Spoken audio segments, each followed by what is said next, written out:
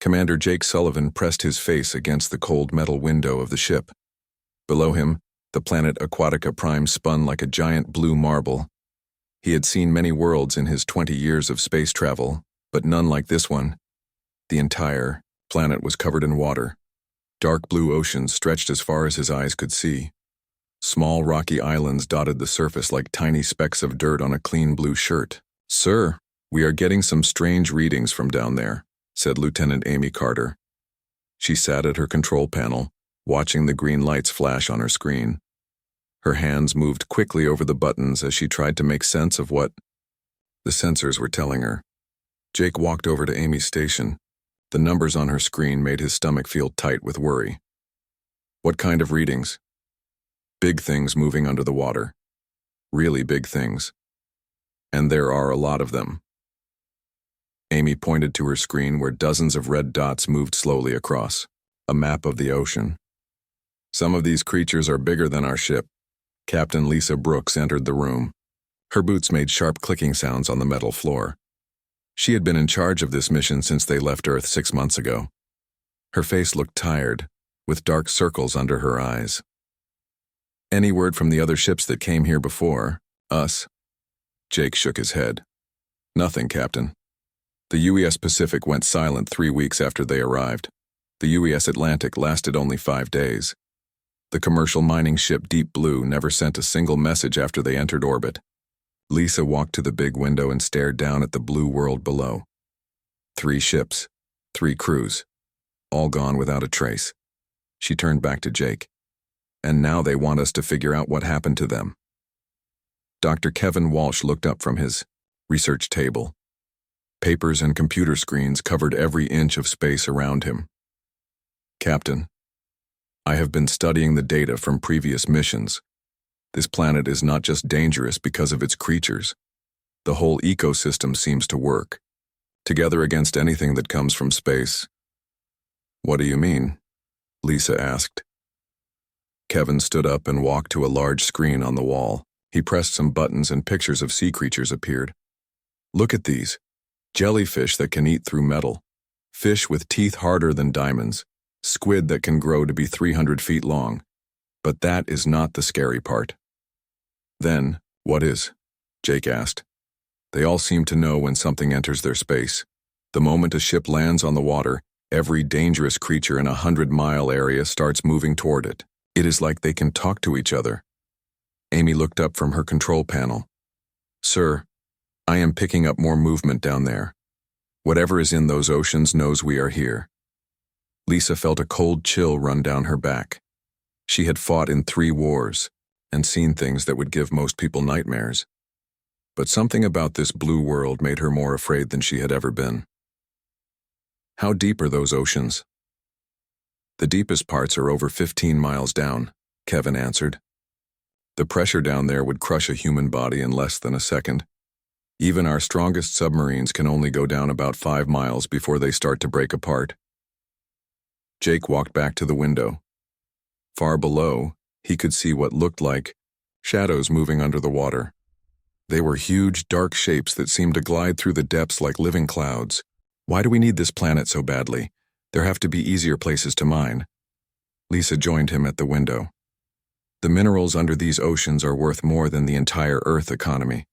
Rare metals that we need to build faster ships, stronger weapons, better computers. Without them, humanity will fall behind every other species in the galaxy." "And if we cannot get them from here?" Jake asked. "Then we find another way, or we die trying."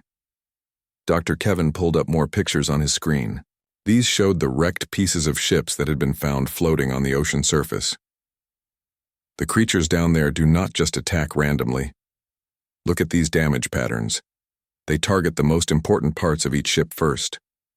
The engines, the communication systems, the life support. They know exactly how to disable human technology." Amy's control panel started beeping loudly. She looked at her screens and her face went pale. "Captain, we have a problem. I am detecting something big rising from deep water. Really deep. It is coming up fast." Everyone rushed to the windows. Far below, the dark blue water started to change color. It became lighter, then almost white, as something massive pushed up from the depths. The thing rising toward the surface was so big that it changed the color of the water for miles around. "How big is that thing?" Lisa asked. Kevin checked his instruments. "I cannot get an exact reading. My sensors are saying it is at least 2 miles long, but that cannot be right." "Why not?" Jake asked. "Because nothing that big should be able to live in water. It would need to eat constantly just to stay alive." The white area in the water grew bigger. Then, slowly, something broke the surface. It looked like a mountain rising from the ocean. But this mountain was alive. Huge tentacles, each one thicker than a subway train, reached up into the air. The creature's body was covered in lights that flashed in patterns like a giant computer. "It is trying to communicate," Amy said. Her voice was barely above a whisper. "How do you know?" Lisa asked. "The light patterns. They are not random. There is a mathematical sequence to them." The creature stayed on the surface for several minutes, its lights flashing in complex patterns. Then, as quickly as it had appeared, it sank back into the depths. The water returned to its normal dark blue color. "Captain," Jake said, "I do not think we are dealing with simple sea monsters." Lisa nodded. "Get me a connection to Earth Command. Tell them we are going to need a lot more than mining equipment." "What should I tell them we are facing?" Amy asked. Lisa looked down at the now calm ocean surface. Somewhere far below, things that could think and plan were waiting for them. "Tell them we found intelligence in the depths and it does not want us here." 2 weeks after the giant creature showed itself, Captain Lisa Brooks made the decision that would change everything. She ordered the construction of Neptune's Pride, a floating mining platform that could drill deep into the ocean floor. The platform was huge, almost the size of a small city, with thick metal walls and powerful engines to keep it steady in the rough seas. Chief Engineer Billy Martinez stood on the main deck of the platform, watching his crew lower the massive, drilling equipment into the dark water. The drill was 20 feet wide and could bore through solid rock like it was soft mud. Billy had built similar machines on 12 different worlds, but none of those worlds had tried to kill him before. "How deep are we going to drill?" asked Tony Adams, one of the younger engineers. His hands shook slightly as he operated the drilling controls. 2 miles down through the water, then another 3 miles through rock, Billy answered. "The good stuff is buried deep." Dr. Helen Price worked in a small underwater research pod that hung beneath the platform like a metal egg. Through the thick glass windows, she could see fish swimming past in the murky water. But these were not normal fish. Their eyes glowed in the dark and their teeth looked like they could cut through steel. "Billy, are you seeing this?" Helen's voice came through the radio with static and worry. "Seeing what, Doc?" "The fish are watching us. They are not swimming around randomly. They are staying in one place and staring at our equipment." Billy looked over the side of the platform. Helen was right. Dozens of strange fish floated in the water near the drilling equipment. They hung motionless in the current, their glowing eyes fixed on the human machines. "Maybe they are just curious," Tony said. But his voice did not sound like he believed it. For 3 days, the drilling went smoothly. The massive drill bit chewed through rock and sediment, digging deeper toward the precious metals they needed. Billy started to think that maybe this planet was not as dangerous as everyone said.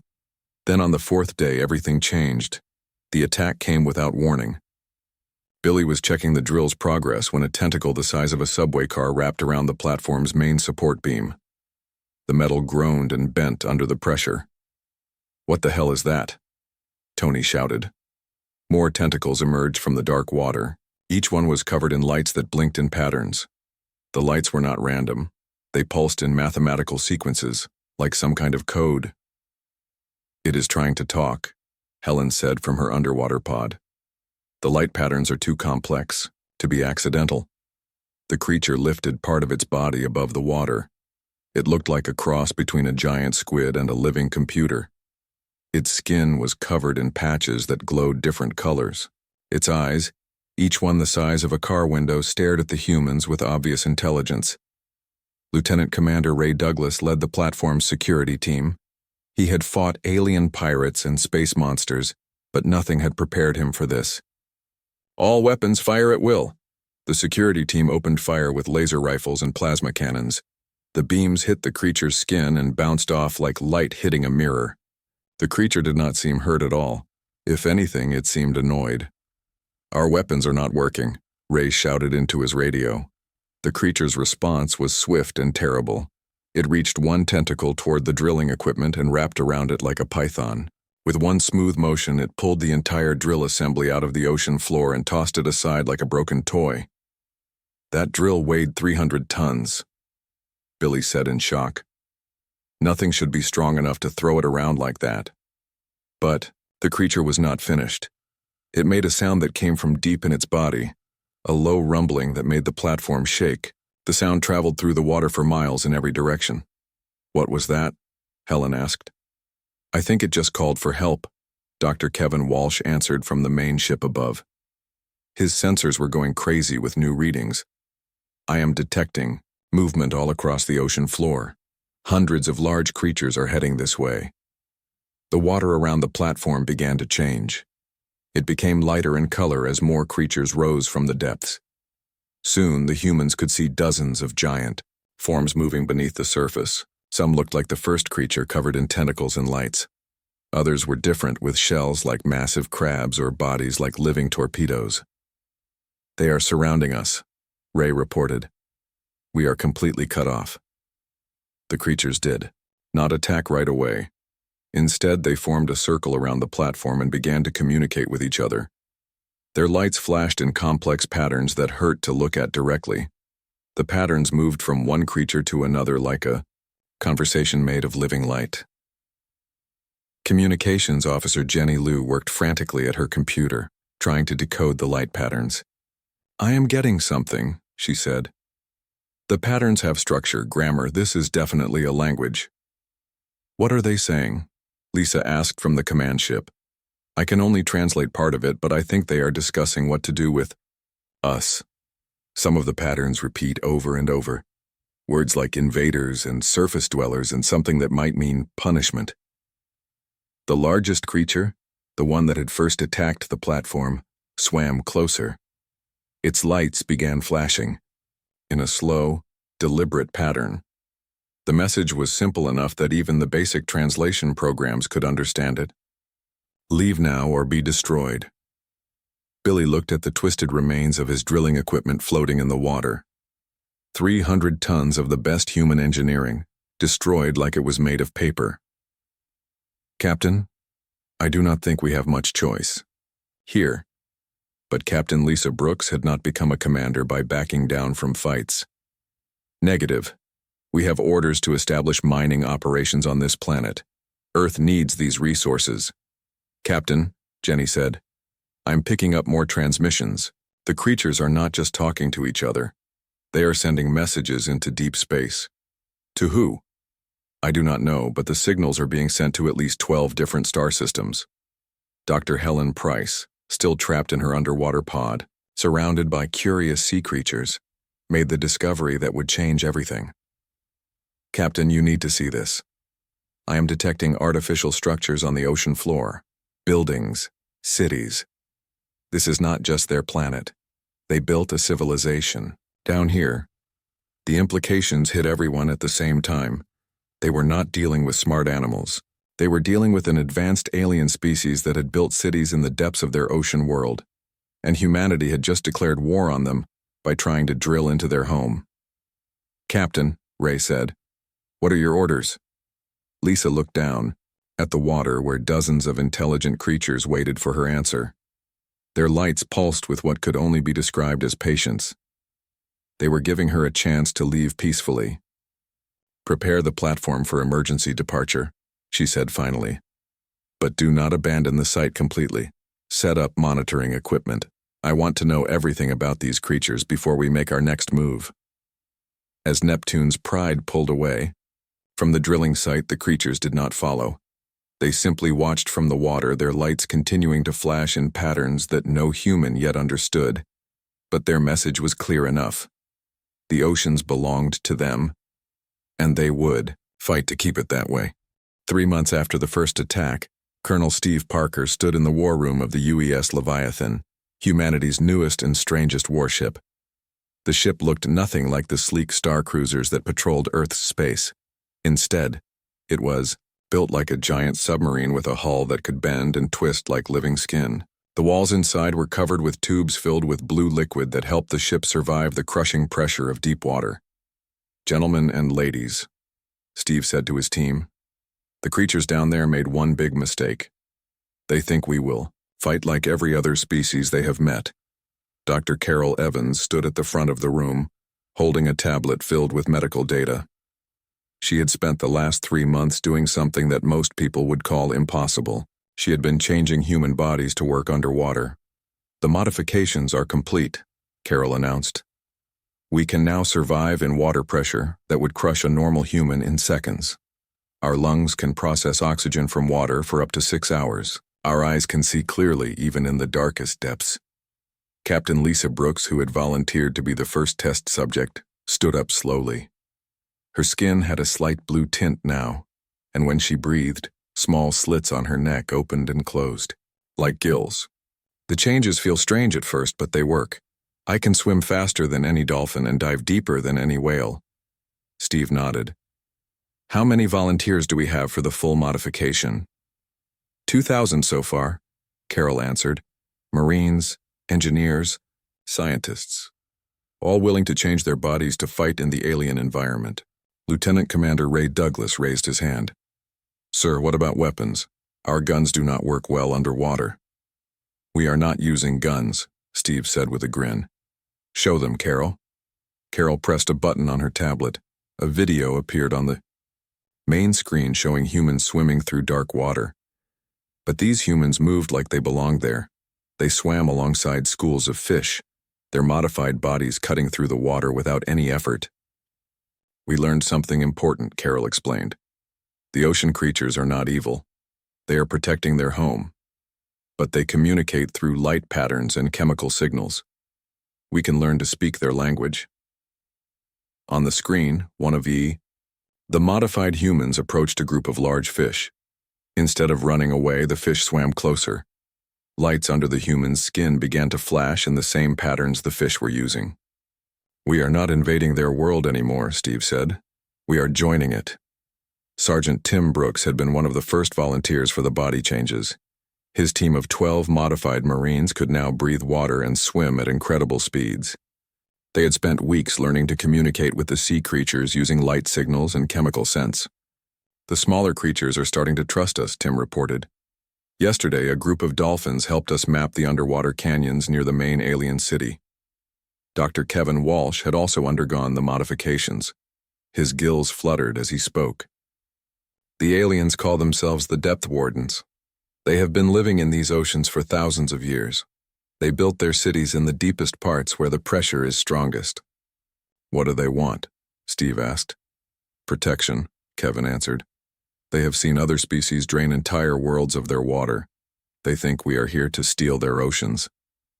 Lieutenant Paula Green swam through the water near the alien city, her modified body moving silently through the depths. She could see the massive structures built into the ocean floor. The buildings were grown rather than built, made from living coral and metal that the aliens had shaped with their minds. "Colonel Parker," Paula's voice came through the waterproof radio, "you need to see this. The aliens are not just protecting this planet. There are star maps down here showing dozens of other water worlds." "Are they all inhabited?" Steve asked. "Yes, sir. And according to these maps, other species have been attacking water worlds all across the galaxy. The Depth Wardens are not just fighting us. They are fighting a war to save all ocean worlds." This news changed everything. Steve realized that humanity had walked into the middle of a much larger conflict. The Depth Wardens were not trying to conquer space. They were trying to save their way of life. "Carol," Steve said, "can we modify our communication systems to speak their light language?" "Already working on it," Carol replied, "but sir, there is something else. The body modifications are becoming permanent. The volunteers cannot change back to normal humans. Are they okay with that?" Sergeant Tim Brooks answered through his radio from deep underwater. "Sir, we do not want to change back. Down here, we can do things that no human has ever done before. We can swim with creatures the size of buildings. We can dive to the bottom of oceans and explore cities that are older than human civilization. Steve walked to the window of the command room. Below, he could see his modified soldiers swimming alongside alien creatures that had been trying to kill them just months before. The two species were working together now, sharing knowledge and learning from each other. "What is our next move?" Lisa asked. "We prove to the depth wardens that we are different from the other species they have fought," Steve answered. "We show them that humans can adapt to any environment without destroying it." Dr. Carol Evans looked at her medical reports. "Sir, the modifications are spreading faster than we expected. Families of the volunteers are asking for the same changes. They want to join their loved ones in the depths." "Let them," Steve said.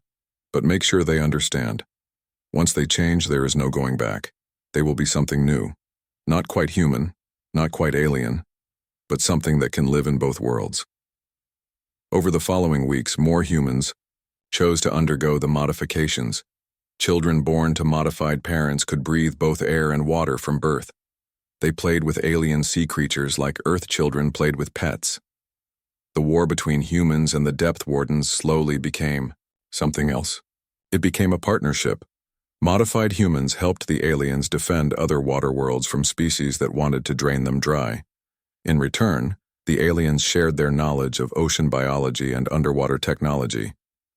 "We are not conquering the water worlds," Steve reported to Earth Command. "We are becoming their guardians." The response from Earth was not what he expected. "Colonel Parker, you and your people are no longer fully human. How do we know you still represent Earth's interests?" Steve looked around at his crew. Their skin had blue and green tints. Their eyes had adapted to see in complete darkness. When they breathed, water flowed through gills as easily as air flowed through lungs. "Because we remember where we came from," he answered. "But we also know what we can become." The ocean depths that had once seemed like humanity's greatest enemy had become their greatest opportunity. In learning to survive in the crushing darkness of alien seas, humans had discovered abilities they never knew they possessed. The water worlds were no longer humanity's nightmare.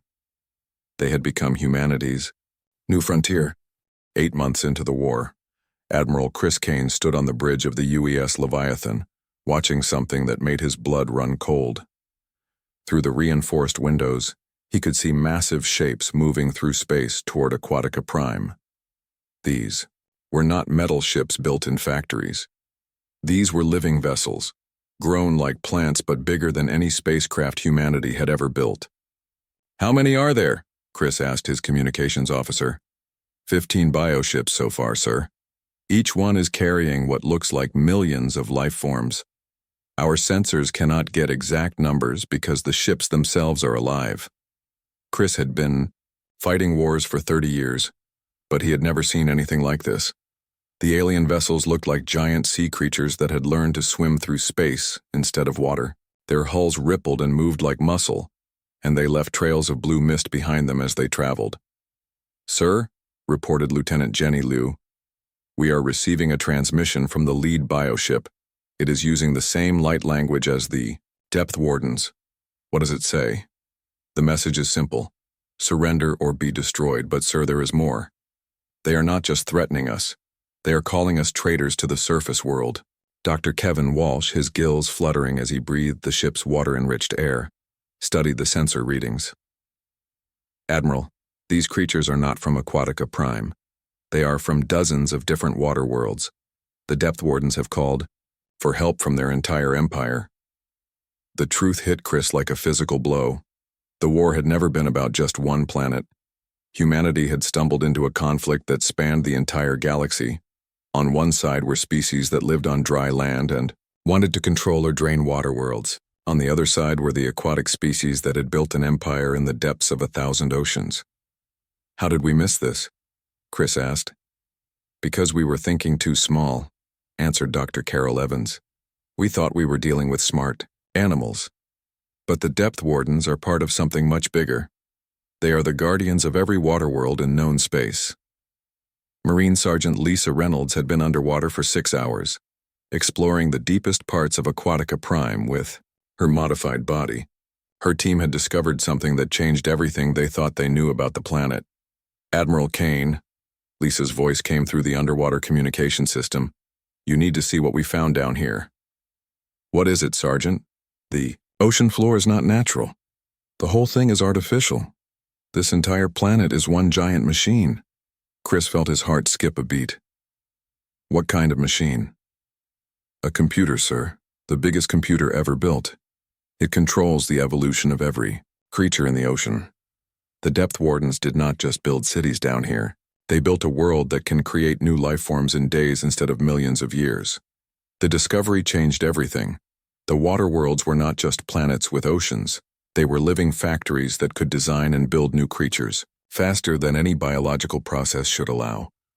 The depth wardens had been using this technology to create armies of sea creatures specifically designed to fight in space. Sir, reported xenogeologist Dr. Peter Thompson from his position near the planet's core, I have found the central processing unit. It is 7 miles down, in a cavern the size of a city. The computer is not made of metal or circuits. It is made of living brain tissue from thousands of different species. Chris realized what they were really fighting. The depth wardens had not just evolved to live in water. They had learned to control evolution itself. Every creature in the ocean, from the smallest fish to the largest leviathan, was part of a living computer network that could redesign itself as needed. This is how they have been winning their war against the surface species, Chris said. They do not just fight with the creatures they have. They create new ones designed to defeat specific enemies. Captain Susan White led a strike team through the underwater cave systems toward the planet's brain. Her modified body allowed her to swim through passages that would have killed any normal human. Behind her, 12 other modified Marines followed, their bioluminescent skin patterns helping them communicate in the dark water.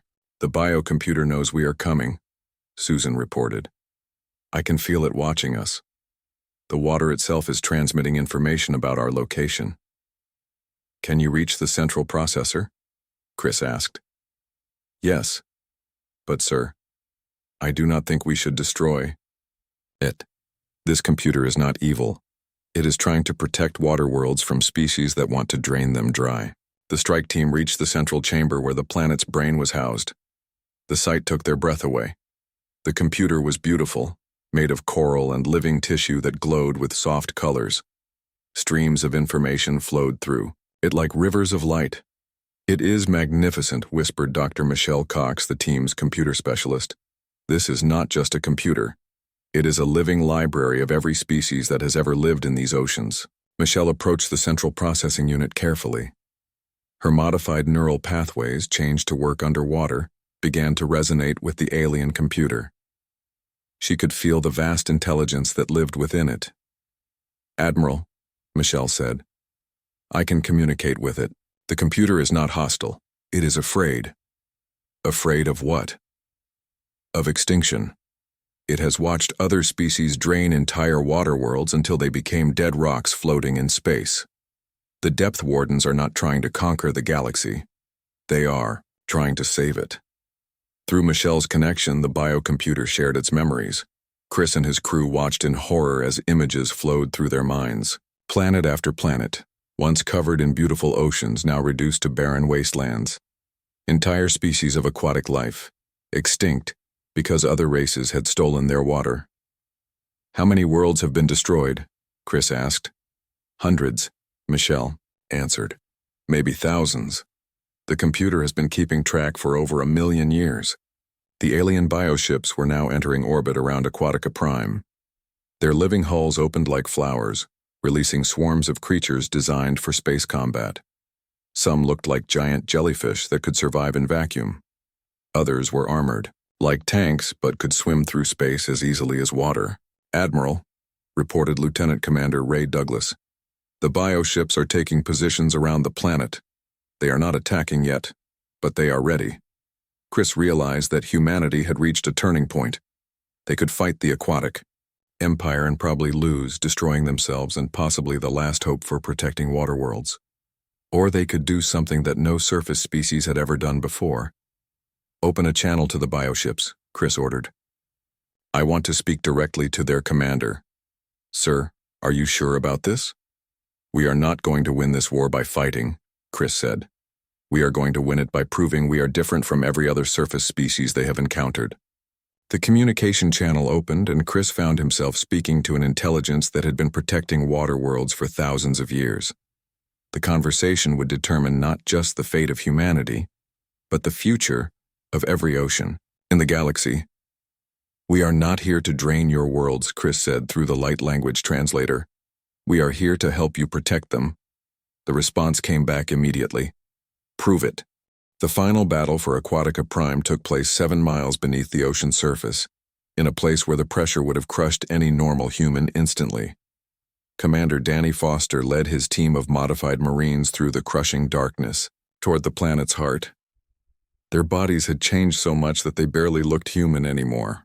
Their skin glowed with bioluminescent patterns, their gills moved steadily as they breathed the thick water, and their eyes had adapted to see clearly in the absolute darkness of the deep ocean. Target is 200 meters ahead, Danny reported through the underwater communication system. His voice carried easily through the water, using sound frequencies that normal humans could never produce. The Depth Warden's command center was built into an underwater mountain range that stretched for miles across the ocean floor. The structure was alive, made from coral and metal that had grown together over thousands of years. Streams of light flowed through its walls like a nervous system, carrying information at the speed of thought. Danny's team was not alone in the depths. Swimming beside them were creatures that had been humanity's enemies just months before. Giant squids with intelligence that rivaled human computers guided them through the dark passages. Dolphin-like creatures with armor plating scouted ahead for danger. The alliance between humans and sea creatures had become so strong that they fought as one unified force. Danny, this is Dr. Michelle Cox, came a voice through the water. I am at the main biocomputer. The connection is working but barely. The system is fighting against my modifications. Michelle floated in the center of the planet's brain, surrounded by streams of living data that flowed like underwater rivers.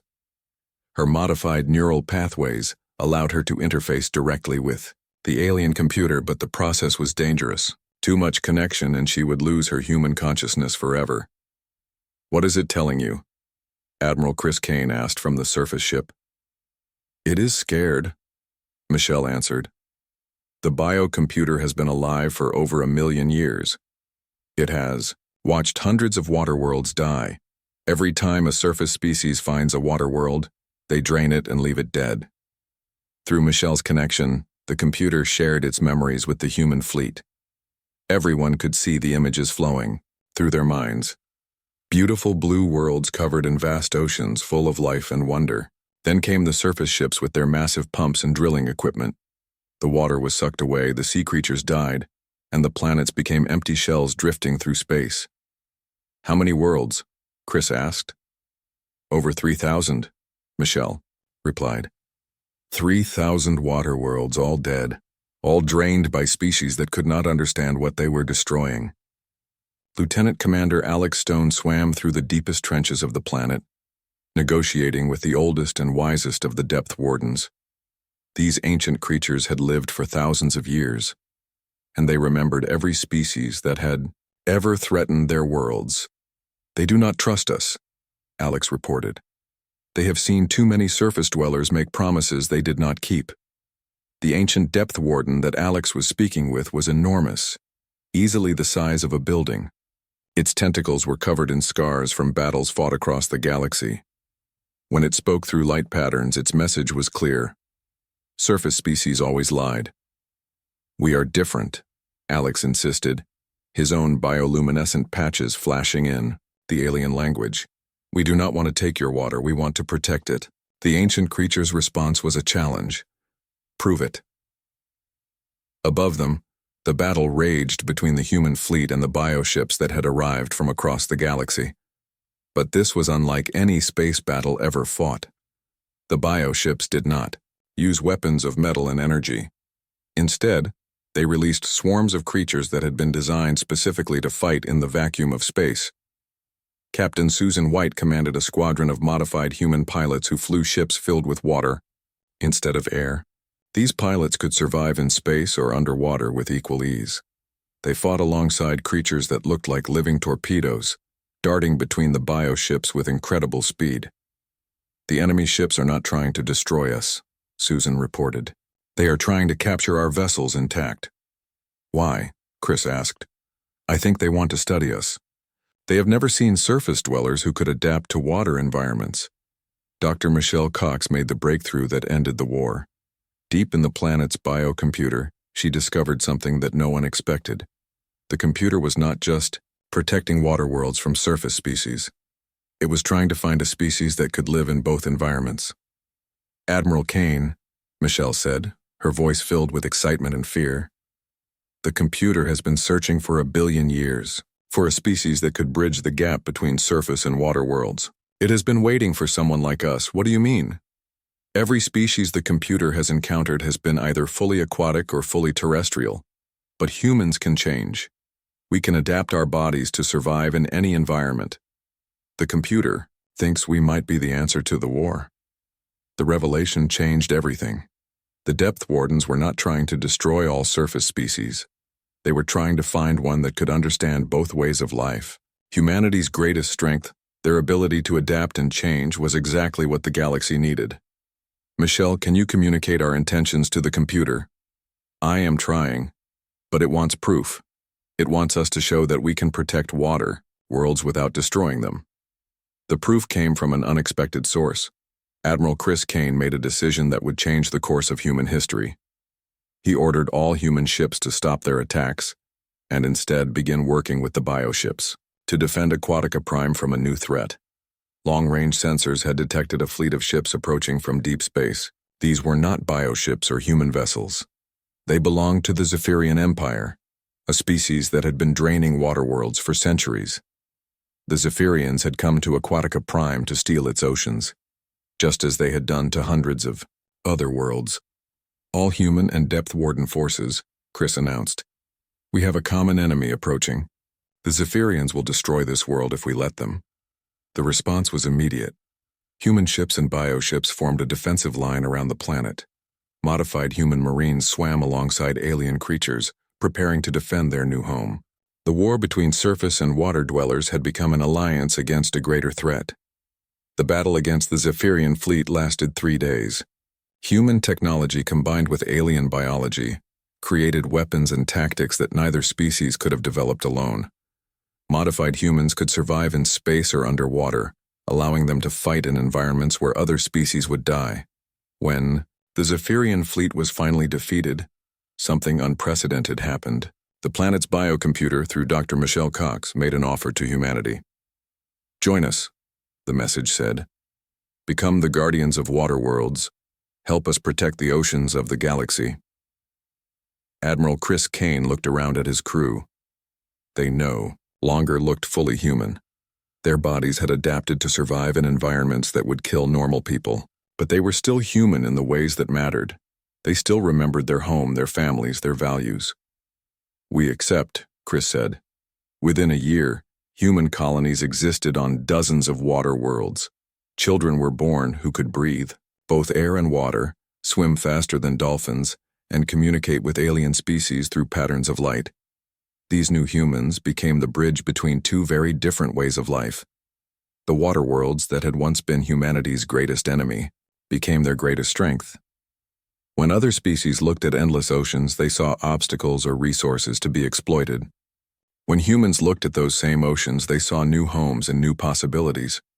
The galaxy was vast and full of dangers, but humanity now had allies in the deepest parts of space.